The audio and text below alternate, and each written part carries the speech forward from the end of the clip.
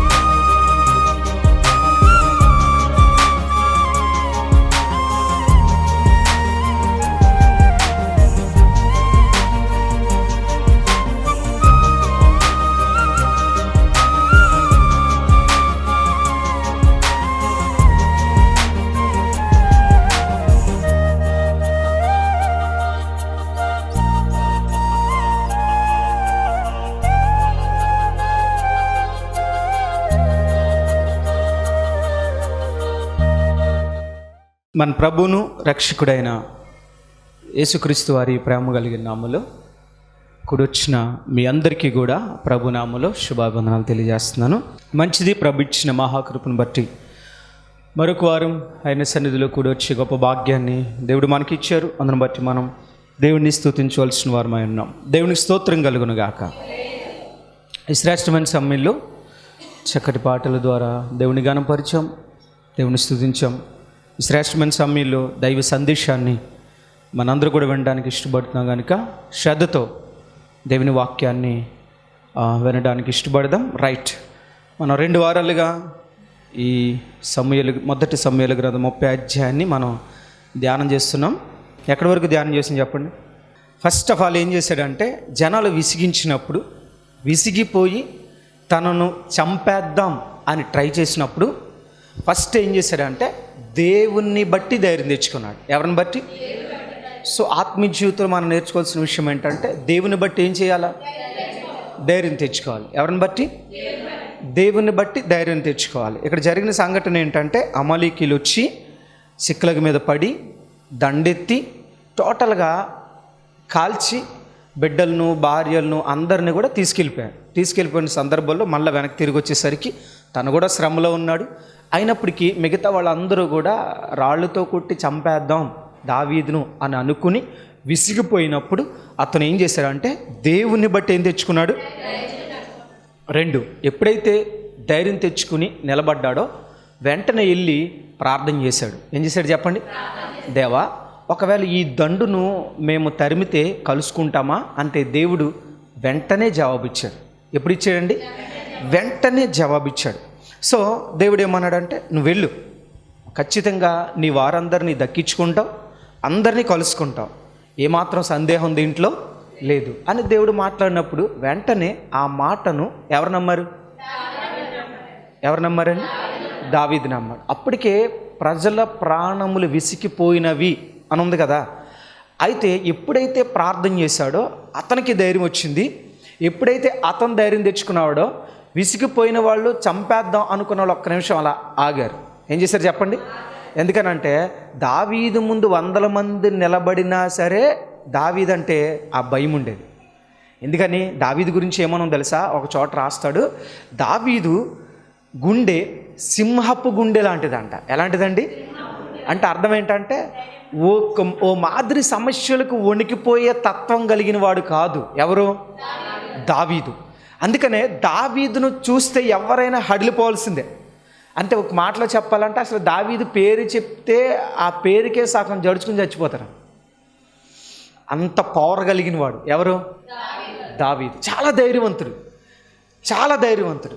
అందుకే ఎక్కువ సమస్యలు ఎదుర్కొన్నది ఎవరంటే దావీదే. కానీ ఎక్కువ నిలబడింది కూడా దావీదే. గుర్తుపెట్టుకోండి, ఆత్మీయుడు ఎప్పుడు కూడా చాలా ధైర్యంగా ఉంటాడు. ఎలా ఉంటాడు చెప్పండి?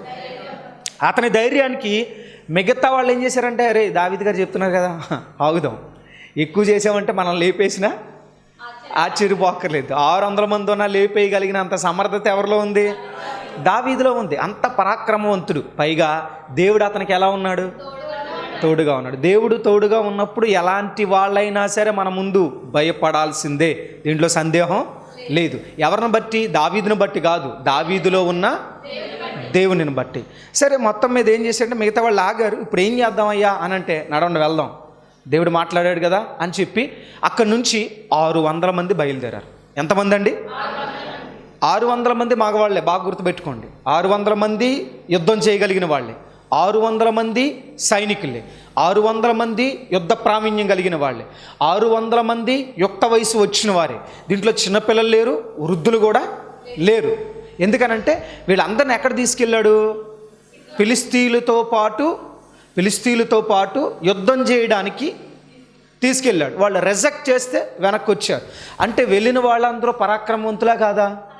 అంటే ఎంతమంది బయలుదేరారు? ఇప్పుడు ఒక విషయం బాగా వినండి. దేవుడు చెప్పాడు నువ్వు వాళ్ళని కలుసుకుంటావని, కానీ ఎలా కలుసుకుంటావు చెప్పాడా? ఎక్కడ దొరుకుతారు ప్లేస్ చెప్పాడండి. ఎక్కడ కలుస్తారో చెప్పలా, ఎలా కలుస్తారో చెప్పలా, ఎన్ని రోజుల్లో కలుస్తారో చెప్పలా. కానీ 600 మందిని బయలుదేరదీసి మొత్తం ఎంతమంది బయలుదేరారంట చూడండి. 9వ వచనం, 1 సమూయేలు 30 అధ్యాయం 9వ వచనం. కాబట్టి దావీదు అతని యొద్దనున్న 600 మందిను బయలుదేరి, ఎంతమంది బయలుదేరారంట? 600 మంది బయలుదేరారు. స్టార్ట్ అయినప్పుడు 600 మంది బయలుదేరారు. 600 మంది ఉద్దేశం ఏంటి? తమ పిల్లలను, భార్యలను, ఆస్తిపాస్తిని, సమస్తాన్ని ఎక్కడ తీసుకురావాలని? వెనక్కి తీసుకురావాలని. ఇప్పుడు ఎవరి మాట మీద బయలుదేరారు వీళ్ళు? దావీదు మాట మీద బయలుదేరారు. దావీదు ఎవరి మాట మీద బయలుదేరాడు? ఎవరి మాట మీద అండి? దేవుని మాట మీద. మీకు అర్థమైందా? అయితే విషయం ఏంటంటే కలుస్తామని చెప్పాడు కానీ రూట్ మ్యాప్ తెలీదు. మీకు అర్థమైందా? రూట్ మ్యాప్ తెలీదు, అసలు ఏ ప్లేస్కి వెళ్ళాలో తెలీదు, ఎక్కడ కలుసుకుంటారో తెలీదు. అంటే ఒక రకంగా చెప్పాలంటే దేవుడు ఇస్తాడని ఒకే ఒక విశ్వాసం అంతే. ఎలా ఇస్తాడు తెలీదు, ఎలా అక్కడి వరకు రీచ్ అవుతారు తెలీదు, ఎలా వీళ్ళ దొరుకుతారు తెలీదు. ఏమన్నా జీపీఎస్ ట్రాకింగ్ ఏమైనా ఉందా? అక్కడక్కడ సీసీ కెమెరాలు ఏమైనా ఉన్నాయా? సీసీ కెమెరాలు చెక్ చేసి వాళ్ళు ఏ రూట్లో వెళ్ళారు, ఏ దారిలో వెళ్ళారు తెలుసుకోవడానికి ఉందా? ఏమి లేదు. వాళ్ళకున్న ఒకే ఒక మార్గం ఎవరు చెప్పండి? దేవుడే. కొన్ని సందర్భాల్లో దేవుడు మనకు ఆన్సర్ ఇస్తాడు, కానీ ఎలా అప్రోచ్ అవ్వాలో, ఎలా ఆశీర్వదించబడతామో మనకు అర్థం కాదు. ప్రభు నువ్వు చెప్పింది నిజం, వాగ్దానం ఇచ్చింది నిజం, దర్శనం ఇచ్చింది నిజం, నాతో మాట్లాడింది నిజం, కానీ ఎలా? అడిగాడా దావీదు? అడిగాడా? మనమైతే ఏం చేస్తాం? ప్రభువా చెప్పు, వాగ్దానం కూడా ఇచ్చావు, కానీ ఎలా ప్రభువా? ఎలా కలుసుకోమంటావు? అసలు హోప్ ఏది ప్రభువా? పోనీ ఏమన్నా రక్తదారులు ఏమైనా ఉన్నాయా? వాళ్ళు వెళ్ళిన బాట ఏమైనా ఉందా? అదేం లేదు, వెళ్ళే పరిస్థితి లేదు, ఏ మార్గం లేదు. కానీ ఒక్కటే నమ్మకం, దేవుడు చెప్పాడంటే జరుగుద్ది, అంతే. ఒక్కటే మాట. ఆత్మీయుడు నేర్చుకోవాల్సిన విషయం ఏంటంటే దేవుడు వాగ్దానం ఇచ్చాడా? ఇచ్చాడు. దర్శనం ఇచ్చాడా? ఇచ్చాడు. దేవుడు మాట్లాడా? మాట్లాడతాడు. ఓకే, కానీ ఎలా అని చెప్పడు దేవుడు. కొన్ని సందర్భాల్లో, అన్ని సందర్భాల్లోనే కాదు, చెప్పడు. కానీ మనం ఏం చేయాలి? విశ్వాసంతో వెళ్ళాలి. ఎలా వెళ్ళాలి? ఇప్పుడు అబ్రాహామును పిలిచాడు. అబ్రామా, నువ్వు నా దేశం నుంచి నీ బంధువులను విడిచిపెట్టి, నీ ప్రజలను విడిచిపెట్టి, నీ గ్రామాన్ని విడిచిపెట్టి లేచి వచ్చేయి అన్నాడు. ఎక్కడ ప్రభువా అడిగాడా? ప్లేస్ తెలీదు, ఎక్కడికి వెళ్ళాలో తెలీదు, ఏ ప్లేస్కి వెళ్ళాలో తెలీదు, ఎన్ని రోజులు వెళ్ళాలో తెలీదు. కానీ తెలిసింది ఒక్కటే, నన్ను పిలిచింది ఎవరు? ఆత్మీయ జీవితంలో మనం గుర్తుపెట్టుకోవాల్సింది ఒకటే, మనల్ని పిలిచింది దేవుడే అయితే. మీకు అర్థమైందా? మనతో వాగ్దానం ఇచ్చి మాట్లాడేది దేవుడైనప్పుడు ఎలా ప్రభువా అడగకూడదు. ఎలా వెళ్ళాలి మరి? బయలుదేరి వెళ్ళిపోవడమే. ఇప్పుడు వాళ్ళందరూ ఎవరో ఒకరు మనసులో అనుమానం వచ్చి ఉంటుంది కదా, దేవుడు మాట్లాడు మాట నిజమే, దావీదు గారు బయలుదేరిపోతున్నాడు, ఇటు బయలుదేరదాం అనుకున్నాడు, తూర్పుగా, దక్షిణానికా, ఉత్తరానికా? అడుగుతారా? ఎందుకని? దావీదుకి విశ్వాసం ఉంది. మరి దావీదు వెనకాల ప్రజలకు లేదని మీకు తెలుసా? మరి అది ఎవరి మీద ఉంది? హోప్ లేదండి, అవకాశం లేదు, ఏదో మాట వినాలి. ఇప్పుడు వాళ్ళ ముందున్న నమ్మకం ఎవరు? దావీదే నమ్మకం. దావీదు నమ్మకం ఎవరు? దేవుడే. గుర్తుపెట్టుకోండి, దైవజనుడు దేవుని నమ్మినప్పుడు సంఘం ఎవరు నమ్మాలా? దైవజనుని నమ్మాలి. కారణం ఏంటి? దేవుడు ఎవరితో మాట్లాడారు? దావీదుతో మాట్లాడాడు. మిగతా ప్రజల నమ్మకం ఏంటి తెలుసా? దావీదు గారు చెప్పాడంటే జరుగుద్దిరా. కారణం ఏంటి తెలుసా? దావీదు గారి ధైర్యం దేవుడే, అది మాకు తెలుసు అని వాళ్ళందరూ ఎవరు నమ్మి బయలుదేరారు? ఎవరు నమ్మి బయలుదేరారండి? అలా బయలుదేరినప్పుడు ఎవడైనా పక్కన గుసగుసలాడా? అరే దావీదు గారు తీసుకెళ్తున్నాడో, ఎక్కడ ముంచేస్తాడో ఏంటో, వాళ్ళు ఎలాగపోయారు, మనం కూడా పోతామేమో ఆహారం లేకుండా అనే ఆలోచన ఎవరిలో అయినా వచ్చిందా? రాలా. అంటే విజయం సాధించాలంటే నాయకుడితో పాటు నాయకుడితో ఉన్న ప్రజలకు కూడా దేవునిపై ఏముండాలా? దేవునిపై నమ్మకం ఉండాలా. తము వెంబడిస్తున్న నాయకుడిపై కూడా ఏముండాలా? నమ్మకం ఉండాలి. నమ్మారు. 600 మంది బయలుదేరారు. ఎంతమంది అండి? ఏం జరిగింది? చదవండి కిందకే. బెసోరు వాగు దగ్గరకు రాగా, గట్టు దగ్గరకు రాగా, వాగు గట్టుకు వారిలో 200 మంది వెనుక ఏం చేశారంట? ఎందుకు దిగబడిపోయారు? వాళ్ళు అలసిపోయారు. ఏం చేశారండి? ఎందుకని అక్కడ నుంచి వచ్చారు. కొంతమంది వీక్ పర్సన్స్ ఉంటారు కదా, వాళ్ళు కొంచెం డల్ అయిపోయారు. డల్ అయిపోయా ఇంక ఈ వాగు దాటి రావడం మా వల్ల కాదు. బయలుదేరింది ఎంతమంది? ఆగిపోయింది ఎంతమంది? ఇప్పుడు ఇంకెంతమంది ఉన్నారు? అంటే 3 వంతులు బయలుదేరితే ఒక వంతు ఆగిపోయారు, 2 వంతులు స్టార్ట్ అయ్యారు. ఇప్పుడు సగం దూరం వచ్చిన తర్వాత అంటే బెసోరు వాగు గట్టు దగ్గరకు రాగానే 200 మంది ఆగిపోయారు. ఆగిపోయారు కదా అని చెప్పి మిగతా వాళ్ళ నిరుత్సాహం వచ్చిందా? వచ్చిందా? రాలా. 400 మంది ఏం చేశారు? సరే వీళ్ళు ఆగుతామని మనం 400 మంది వెళ్దాం అని చెప్పి దావీదు వాళ్ళు మోటివేట్ చేశాడు. అందరూ కలిసి బయలుదేరి ఎక్కడికి వెళ్తున్నారు? ముందుకు బయలుదేరారు. ఎక్కడ బయలుదేరారండి? ముందుక వెనక్క? ముందుకు బయలుదేరారు. కానీ 200 మంది అలసటతో ఆగిపోయినా మిగతా 400 మందిలో ఎక్కడ నిరుత్సాహం? ఆత్మీయ జీవితంలో ఎప్పుడైనా మన పక్కోడు పాడైపోతే మనం భయమేద్దు కదా, భయమేస్తుంది కదా. మందులోకి వచ్చిన వాళ్ళు ఎవరైనా, నమ్మకంగా ఉన్న వాళ్ళు ఎవరైనా కొంచెం ఇబ్బంది పడినా, సమస్య వచ్చి ఏదైనా వాళ్ళు ఆత్మీయంగా దిగజారిపోయినా ఆటోమేటిక్గా ఆ ఎఫెక్ట్ కొంతమంది పక్కోళ్ళు వాళ్ళు అంత బాగుండేవారండి, వాళ్ళకి ఎన్ని కష్టాలు వచ్చినాయంటే అటు ఇటుగా ఉన్న మనకి ఇంకెన్ని వస్తాయో వస్తుందా రాదా? కొంతమందిలో ఇలాంటిది వస్తుంది. కానీ ఆ 400 మందిలో ఎక్కడన్నా వచ్చిందా? ఎందుకు రాలో తెలుసా? విజయం సాధించాలనే కసి, పట్టుదల గుండె లోతుల్లో ఉంటే ఎవడ బలహీనపరిచినా, కొంతమంది నీతో వచ్చేవాళ్ళు ఆగిపోయినా, కొంతమంది రాలేకపోయినా, నీ వెన్ను తట్టి ప్రోత్సహించి నిన్ను మందిరానికి నడిపించే వాళ్ళే నీ నుంచి వెనక్కి దిగజారిపోయినా నువ్వు మాత్రం అలసిపోకూడదు, ఆగిపోకూడదు. విజయం సాధించే వరకు అడుగు వెనక్కే.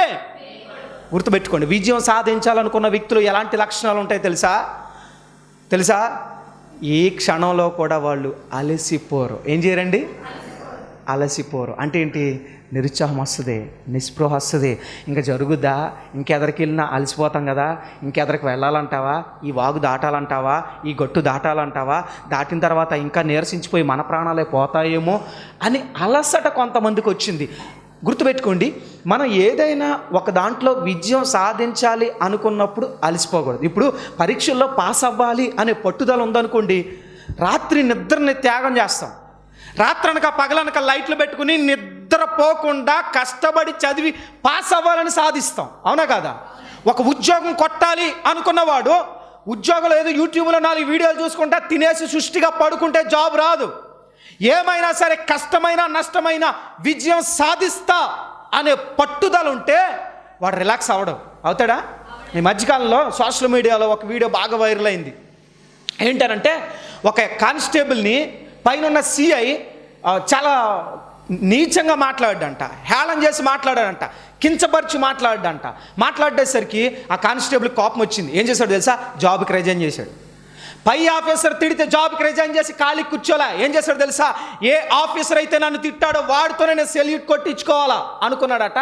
అనుకుని యూపీఎస్సీ చదవడం మొదలు పెట్టాడంట. రాత్రనక పగలనక ప్రయత్నం చేశాడు.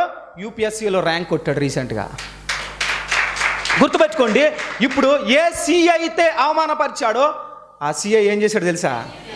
సెల్యూట్స్ కొట్టేలాగా యూపీఎస్సీలో అంటే ఐఏఎస్ ఐపీఎస్ క్యాడర్లోకి వెళ్ళిపోయాడు అతను. After all constable. నేను అనుకుంటాను ఆ అవమానం అతనికి జరిగి ఉండకపోతే అతనిలో పట్టుదల వచ్చేది కాదు. గుర్తుపెట్టుకోండి, వాళ్ళ భార్యలు బిడ్డలు అక్కడి నుంచి వెళ్ళి ఉండకపోతే మిగతా వాళ్ళకి ఆ పట్టుదల. గుర్తుపెట్టుకో, జీవితంలో విజయం సాధించాలనుకున్న వాళ్ళు ఎవరైనా సరే ముందు ఓటమి చూడాలా. ఓడిపోయినప్పుడే కసి పెరుగుద్ది, ఇన్సల్ట్ గురైనప్పుడే కసి పెరుగుద్ది. మీరు ఎప్పుడైనా గుర్తుపెట్టుకోండి, ఎరా నువ్వు పాస్ అవ్వాక అన్నప్పుడు ఖచ్చితంగా మనలో ఏం పెరుగుద్ది? పట్టుదల పెరుగుద్ది, పౌరుషం పెరుగుద్ది. మంచోళ్ళకైతే అనుకున్నాడు ఇంకేముండదు. అంతే కదా, హృదయంలో ఏముండాలా? పౌరుషం ఉండాలా, విజయం సాధించాలని పట్టుదల ఉండాలా. నేను మళ్ళీ చెప్పనా, మనం తలుచుకుంటే దేవునిపై ఆధారపడి దేవా ఇది సాధించాలనుకున్నానంటే సాధించగలం. దేవుని చేతిలోనే కాదు, దేవుడు మన చేతిలో పెట్టాడు. ఇప్పుడు దేవుడు నువ్వు కలుసుకుంటావు అని చెప్పే వరకు బాగుంది, మధ్యలో నలిసిపోయి మీరు అక్కడ ఆగిపోండిరా అన్నాడు దేవుడు. మరి 200 మంది ఆగిపోయారు, మిగతా వాళ్ళు బయలుదేరారు. అంటే అర్థమైంది తెలుసా, ఈ దేవుడిచ్చిన వాగ్దానమైన దేవుడు నేను అభివృద్ధి పరచాలనుకున్న డిసైడ్ అయినా సరే మధ్యలో నీ కృషి అవసరం. ఏమవసరం? నీ పని, నీ కృషి, నీ పట్టుదల, నీ త్యాగం. నిద్ర త్యాగం చేయాలి, ఆహారం త్యాగం చేయాలి కొన్ని సందర్భాల్లో. మీకు అర్థమవుతుందా? ఇప్పుడు ఒక మెడల్ కొట్టాలి అనుకున్నవాడు ఏం చేస్తాడు? తెగ తినేసి పొట్ట పెంచుతాడా? ఏం చేస్తాడు? తన కడుపు కంట్రోల్ చేసుకుంటాడు, నోరు కంట్రోల్ చేసుకుంటాడు, తినాలనుకునే తినడం ఆపేస్తాడు. ఆపేసి లిమిట్ ఫుడ్ తీసుకుంటాడు, డైలీ జాగింగ్ చేస్తాడు, డైలీ రన్నింగ్ చేస్తాడు. వాడు ఏదైతే సాధించాలనుకున్నాడో అది సాధించే వరకు దాని మీద ఫోకస్ చేస్తాడు. ఆత్మీయ జీవితంలో మనం దేని మీద విజయం సాధించాలి? ఆత్మీయ జీవితంలో విజయం సాధించాలనుకున్నా, భౌతిక సంబంధమైన జీవితంలో విజయం సాధించాలనుకున్నా ఫోకస్ అనేది చాలా ఇంపార్టెంట్ చెప్పండి. ఫోకస్ అనేది చాలా ఇంపార్టెంట్. అంతేగాని ఏమీ లేకుండా దేవుడే ప్రభువా నువ్వేమైనా సహాయం చేయి ప్రభువా, వారి ప్రియులు నిద్రించుచుండగా వారికి ఇచ్చిచున్నాడని వాక్యం విన్నాను ప్రభువా, నేను కూడా నిద్రపోతాను ప్రభువా, నాకు ఇచ్చే ప్రభువా, ఓయి సోమరిపోతా అంటాడు దేవుడు. సందేహం లేదు. యోనాను ఏమన్నాడు? రేయ్ నువ్వు నినివే పట్టణం వెళ్ళరా అన్నాడు. హాయిగా తినేసి ఏం చేశాడు అయ్యగారు? వాడు అడుగు భాగానికి వెళ్ళి పడుకున్నాడు అంట. మళ్ళీ పై భాగంలో అయితే డిస్టర్బెన్స్ కదా, అటు ఇటు ప్రజలు తిరుగుతూ ఉంటారు, డిస్టర్బెన్స్ అని చెప్పి ఎవడో లేని భాగానికి వెళ్ళి, అడుగు భాగానికి వెళ్ళి హాయిగా ఏం చేస్తున్నాడట. ఈలోగా వాడేమైంది? వాడు షేక్ అయ్యేసరికి మిగతా వాళ్ళు కంగారు వచ్చేస్తుంది, టెన్షన్ వచ్చేస్తుంది. అది వాడేమైపోద్ది అని చెప్పి ఏ దేవతకి మొక్కేవాళ్ళు ఆ దేవతకి మొక్కి ప్రార్థన చేసుకుంటున్నారు. ఇంత గందరగోళంగా సముద్రంలో జరుగుతుందే, ప్రజలందరూ కంగారు పడిపోతున్నారు, షిప్ క్యాప్టెన్ కంగారు పడుతున్నారు, దాంట్లో ట్రావెల్ చేస్తున్న వాళ్ళు కంగారు పడుతున్నారు. అయ్యగారికి మెలకురాలా? ఎవరికి? కొన్ని సందర్భాల్లో జీవితం ఏమైపోయినా కానీ కొంతమంది హాయిగా తినేసి బలి పడుకుంటారండి. హాయిగా అరే నాకు ఈ అవమానం జరిగింది, లేకపోతే ఈ పరిస్థితులు ఉన్నాయి, దీని నుంచి ఎలా విజయం సాధించాలి అని ఆలోచన ఉండదు, పట్టుదల ఉండదు, దాని కొరకైనా కృషి ఏముండదు. హాయిగా తిని యోనా గారిలాగా పడుకున్నారు. పడుకునేసరికి అందరూ హడావిడి జరుగుతుంది. ఆలోచించండి, షిప్పు షేక్ అవుతుంది కదా, మెలకు వస్తుంది కదా, ఎవరికైనా వస్తుంది కదా. అయ్యగారికి మెలకు రాలా, పడుకున్నాడు. ఈలోగా వాడ కెప్టెన్ ఏం చేస్తున్నాడంటే ఎక్కడ నీళ్ళు వస్తుందా ఎక్కడ ఏంటని చెక్ చేసుకున్నాడు. చెక్ చేసుకు అందరితో అయ్యా ప్రార్థన చేయండి, మీరు ఏ దేవతను మొక్కుతారో ఆ దేవత ప్రార్థన చేయండి, ఏ దేవుడికి మొక్కుతారో ఆ దేవుడికి ప్రార్థన చేయండి అని షిప్ అంతా కళ తిరుగుతున్నాడు. కిందకి వెళ్ళేసరికి హాయిగా పడుకున్నాడు అయ్యగారు. వాడ కెప్టెన్కి ఒళ్ళు మండిపోయిందంట. ఎందుకని? ఎరా మేము ఇక్కడ గుండెకాయలు టక్క కొట్టేసుకుంటున్నాయి, చచ్చిపోతామేమో అని భయంతో టెన్షన్తో చచ్చిపోతుంటే ఎంత రిలాక్స్గా పడుకున్నారో నువ్వు అని మనసులో అనుకుని అయ్యా లే అనలా ఓయి నిద్రపోతా, ఏమొచ్చిందిరా నీకు, లే వాడేమవుతుంది, వాడ పరిస్థితులు ఏంటి, నువ్వేం చేస్తున్నావు అని లేచి చూసేసరికి మనవాడు మంచి మత్తులు లేచాడు కదా. మనం బాగా మత్తులు లేచినప్పుడు ఏం చేస్తాం? అప్పుడే తెల్లారిపోయిందా అని చెక్ చేసుకుంటారు కదా. బాగా పడుకున్నప్పుడు అయ్యగారు లేచాడు, అటు ఇటు తిరిగాడు, చూసుకునేసరికి ఏమవుతుంది? పెద్ద గాలి తుఫాను. అర్థమైపోయింది యోనాకి, ఇది ఎవరి వల్ల వచ్చింది? నా వల్ల వచ్చింది. బాగా ఆలోచించండి. కొన్నిసార్లు నీ కుటుంబం అనే నావలో అల్లకల్లోలం ఎందుకు వస్తుందో తెలుసా? నీ వల్లే. నీకు అర్థం అవ్వాలి. అది అర్థమైంది. నేనున్న షిప్లో ఎందుకు ఈ పరిస్థితులు వచ్చినాయి అంటే నా వల్లే. కుటుంబాల్లో కొన్నిసార్లు ఎందుకు గందరగోళ పరిస్థితులు వస్తున్నాయి, మనం తట్టుకోలేని ఇబ్బందులు సమస్యలు ఎందుకు వస్తున్నాయి అని అంటే కొన్నిసార్లు మనం చేస్తున్న పనికిమాల పనులను బట్టే. ఆత్మీయుడు కాదా యోనా? చెప్పాలా? దైవజనుడు, ఒక దైవజనుడైనా సరే భారం లేకుండా ఏం లేకుండా హాయిగా గుర్రబట్టి నిద్రపోతున్నాడు అండి. గుర్తుపెట్టుకోండి, ఆత్మీయ జీవితంలో విజయం సాధించాలనుకునే వాళ్ళు, దేవుని కొరకు బ్రతకాలనుకున్న వాళ్ళు గుర్రబెట్టి రిలాక్స్ అయిపోయి నిద్రపోవడం కాదు. దేవుని కొరకు ఏదో సాధించాలని ఆ తపన ఎక్కడ ఉండాలా? గుండెల్లో ఉండాలా. చూడండి, అలా అనికేసరికి పైకి లేచేసరికి ఇంకా అర్థమైపోయింది, అయ్యా మీరు ఎన్ని చేసినా ఈ గందరగోళం తగ్గదు, మీరేం చేసినా ఈ గాలివాన తగ్గదు, కెరటాలు ఆగో, వాడ షేక్ అవ్వడం ఆగదు, ఒకటే మార్గం ఉంది, నన్ను తీసుకెళ్ళి ఆ సముద్రంలో ఇసిరేయండి అన్నాడు. కానీ మిగతా వాళ్ళకి ప్రాణం ఒప్పలేదంట. పాపం వాడ నావికుడు చూడండి, నిద్రపోతాడని తిట్టినా పడేయమంటే తీసుకెళ్ళి పడేయచ్చు కదా, పాపం పాడేలా, మనిషి కదండి, కొంచెం జాలి ఉంది, జాలండి, వద్దులే అని చెప్పి దాంట్లో ఉన్న ఆహార పదార్థాలు, దాంట్లో ఉన్న సరుకులన్నీ తీసుకెళ్ళి ఎక్కడ పడేస్తున్నారు, సముద్రంలో పడేస్తున్నారు. అంటే వీళ్ళ ఉద్దేశం ఏంటి, వాడ తేలికైతే షేక్ అవ్వదు, రెండోది ఏంటంటే మునిగిపోకుండా అని బరువులన్నీ తగ్గించేసుకుంటున్నారు. ఏం తగ్గించుకుంటున్నారు, బాగా ఆలోచించండి. యోనాయే బరువు ఉండగా, అంటే దేవుని చిత్తానికి వ్యతిరేకంగా ఎవడు ఉంటాడో ఆడే బరువు. కొన్ని సంఘాలు ఎందుకు మునిగిపోతాయంట, అలాంటి బరువైనవాడు ఎవడ ఉంటాడు దాంట్లో. సంఘాన్ని ముంచేసేవాడు, సంఘాన్ని పాడు చేసేవాడు, సంఘాన్ని గలిబిలి చేసేవాడు ఎవడో ఉంటాడు. అని సంఘంలోంచి బయటికి ఇసిరేస్తే తప్ప ఈ షిప్ ఏమవుదు, ఏమవుదు, పైకి లేవదు, తేలిక అవ్వదు. మనం ఎందుకులే మిగతా వదిలించుకుందాం, మిగతా మార్చుకుందాం అంటే కుదరదు. దేవుడు అంటాడు, రే నీ వాడలోంచి ఆడు వెళ్తే తప్ప వాడకి ప్రమాదం పొంచి ఉంది, అది పొరపాటును కూడా తప్పించుకునే ఆస్కారం లేదు. తప్పించబడాలి అని అంటే ఒకటే మార్గాన్ని తీసుకెళ్ళి బయటపడండి. కానీ మిగతా వాళ్ళకి ఏమొప్పట్లా, మనసు ఒప్పట్లా. అరే చూస్తా ఒక ప్రాణాన్ని ఎలా తీసేస్తాం, నిండు ప్రాణం, అమ్మ ఎలా చూడాలి, నిండు ప్రాణాన్ని ఎలా తీసేస్తాం అన్నట్టుగా వాళ్ళందరూ చూస్తున్నారు. కానీ ఎంత చేసినా, బరువులన్నీ తగ్గించేసినా ఏమవలా, ఆ గాలి తుఫాన్ అయితే ఆగలే. ఎందుకని గాలి తుఫాన్ ఎవరి వల్ల వచ్చింది, గుర్తుపెట్టుకో. ఎవరి వల్ల గాలి తుఫాన్ వస్తుందో వాళ్ళ పద్ధతి మార్చుకుంటే, బ్రతుకును మార్చుకుంటే తప్ప ఆ తుఫాన్ ఆగదు. నీ కుటుంబంలో ఈ సమస్య ఎందుకు వచ్చిందో ఆ సమస్య నుంచి నువ్వు దేవుని చిత్తలోకి జరిగితే తప్ప, ఆ పాపాన్ని విడిచిపెడితే తప్ప, ఆ పొరపాటు విడిచిపెడితే తప్ప, ఆ అల్ప విశ్వాసాన్ని విడిచిపెడితే తప్ప ఖచ్చితంగా ఆ సమస్య నుంచి మనం బయటికి రాలేం. సరే, విషయం ఏంటంటే మొత్తం మీద అన్నీ జరిగినాయి, అవలేకపోతే అప్పుడు అన్నాడు, అయ్యా నన్ను తీసుకెళ్ళి ఎక్కడ పాడేయండి, ఎవడ వెంట్లా. అప్పుడు అలా అన్నారు, ఓ పని చేద్దాం, చీటీ వేద్దాం అన్నారంట. ఏం వేద్దాం అన్నారు, చీటీ వేసిన ఎవరి మీద పడింది, యోన మీద పడింది. ఇంకా లాభం లేదని కాళ్ళు చేతులు కట్టి తీసుకెళ్ళి ఎక్కడ పాడేశారు. అలా పాడేయగానే ఒక్కసారిగా గాలి తుఫాను ఆగిపోయిందంట. అప్పుడు అనుకున్నారు, అమ్మో ఈయన నమ్ముతున్న దేవుడు గొప్పవాడు, కాబట్టి ఈయన బట్టి సమస్య వచ్చింది, వీడి వల్ల మన ప్రాణాలన్నిటికీ ముప్పు వచ్చింది. అవునా కదా, కొందరు మన జీవితాల్లో ఉన్నారనుకోండి, వాళ్ళ వల్ల మనకు ముప్పే తప్ప ఏ ఉపయోగం. కాబట్టి కొన్నిసార్లు దరిద్రుల్ని ఎంటబెట్టుకోవద్దు, పనికి మానవుల్ని మనం రిలేషన్లో పెట్టుకోవద్దు, పనికి మానవులతో స్నేహంగా చేయొద్దు. ఎందుకో తెలుసా, కొన్నిసార్లు మనం మునిగిపోవడానికి అలాంటి పనికి మానవులే కారణం అవుతారు. కొంతమంది తాగుబోతులు వెంటబెట్టి తిరుగుతారు, కొంతమంది తిరుగుబోతులు వెంటబెట్టుకు తిరుగుతారు, కొంతమంది పనికి మాలిన వాళ్ళు అందరినీ కూడా వెంటబెట్టుకుని వదలమండి, ఏదో రకంగా వాళ్ళని మార్చుకుందామని ప్రయత్నం చేస్తాం. మారవు, నువ్వు మునిగిపోతావు. మునిగిపోకుండా బయటికి రావాలంటే ఏం చేయాలా,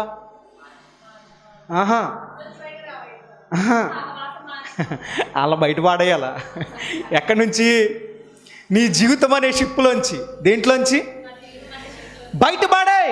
ఎవడైతే నీకు అడ్డో వాడిని వాడాయి, ఏ స్నేహం అయితే అడ్డో వాడిని వాడాయి, ఎవరి వల్ల నువ్వు దిగజారిపోతున్నావో, ఎవరి వల్ల నీ ఆశీర్వాదానికి ఆటంకంగా ఉందో వాడిని తీసేయి. అబ్రాహాం బయలుదేరడం మాట నిజమే, కానీ అబ్రాహాం ఎవరిని వెంట పెట్టుకొచ్చాడు తెలుసా, లోతును వెంట పెట్టుకొచ్చాడు. దేవుడు అన్నాడు, ఒరే నేను రమ్మన్నది నిన్ను కదరా, మళ్ళీ లోతుగడ ఎక్కడి నుంచి వచ్చాడు అంటే దేవుడు మాట్లాడడం మానేహాడట. ఎవరితో గట్టిగా చెప్పాలా, అబ్రాహాం గారితో మాట్లాడడం మానేశాడు. ఎందుకని, నేను రమ్మన్నది ఎవరిని, నిన్ను రమ్మన్నా, నిన్ను షారన్ మధ్యలో వీళ్ళేంటి పానకంలో పుడకలాగా అంటారు కదా, మళ్ళీ వీళ్ళు ఎక్కడ తీసుకొచ్చారా నువ్వు అనుకుంటే కొంతకాలం పాటు లోతుతోనే సహవాసం చేశాడట. ఎవరో, అబ్రాహాం. ఇక దేవుడు లాభం లేదు, వీడు వదిలేలాగా లేడని చెప్పి వాళ్ళ కాపర్ల మధ్య కలహాన్ని పుట్టించాడు. ఏం పుట్టించాడండి, ఎందుకంటే అబ్రహాం అంటే కొంచెం ప్రేమ, వదులుకోలేకపోతాడు దేవుడు బహుశా. అందుకని కొన్నిసార్లు అబ్రహాము యాక్షన్ తీసుకోకపోయినా వాళ్ళిద్దరి మధ్య ఏం పెట్టాడు దేవుడు, పెట్టిన తర్వాత వాళ్ళిద్దరు విడిపోయారు. ఇప్పుడు అబ్రహాం ఒంటరిగా వచ్చాడు బయటకు వచ్చిన తర్వాత అప్పుడు దేవుడు ఎవరితో మాట్లాడాడు, అబ్రహాంతో మాట్లాడు. కొన్ని సందర్భాల్లో దేవుడు ఎందుకు జవాబు ఇవ్వట్లా, దేవుడు ఎందుకు మనకు ఆశీర్వాదం ఇవ్వట్లా, దేవుడు ఇంకా ఎందుకు వెయిట్ చేస్తున్నాడు అంటే, ఎవరో లోతు లాంటి వ్యక్తులు మన జీవితంలో అడ్డుగా ఉన్నారేమో. ఏ పనికిమాల అలవాటో పనికిమాల ఆలోచనలో మనలో ఎక్కడో అడ్డుగా ఉందేమో, దాన్ని తొలగిస్తేనే నీకు ఆశీర్వాదం. నీ జీవితంలో తుఫాన్లు ఆగిపోతాయి, నీ జీవితంలో సమస్యలు ఆగిపోతాయి. అవి ఆగిపోవాలి అని అంటే విడిచిపెట్టాల్సినవి ఏం చేయాలి, ఖచ్చితంగా విడిచిపెట్టు. విడిచిపెడితే ఆ తుఫాను ఆగి తీరద్ది, దాంట్లో సందేహం లేదు. ఆగిందా లేదా? అప్పుడు వాళ్ళ దేవుని స్తుతించారు. యాస్, యోనా చెప్పింది నిజమే, యోనా దేవుడే నిజమైన దేవుడు. మీకు అర్థమవుతుందా? అంటే కొన్ని సందర్భాల్లో మన బట్టి ఏమొస్తాయి? శ్రమలు వస్తాయి. అంటే మనం నిలబడాలా. ఏం చేయాలి చెప్పండి? 200 మంది దిగజారిపోయినా, 200 మంది మేము అలసిపోయా, మేము రాలేము అన్నా సరే 400 మంది నిరుచాపడ్డారా? నిరుచాపడలా. గుర్తుపెట్టుకో, ఏదైనా మనం విజయం సాధించాలని అనుకుంటే కొంతమంది వెనక దిగజారిపోయినా, ఆత్మీయంగా దిగజారిపోయినా, లోకంలో కలిసిపోయినా, నీ పక్క కూర్చున్న ఆత్మీయులు కూడా కొంతకాలానికి ఒకవేళ ఆత్మీయంగా దిగజారిపోవచ్చు.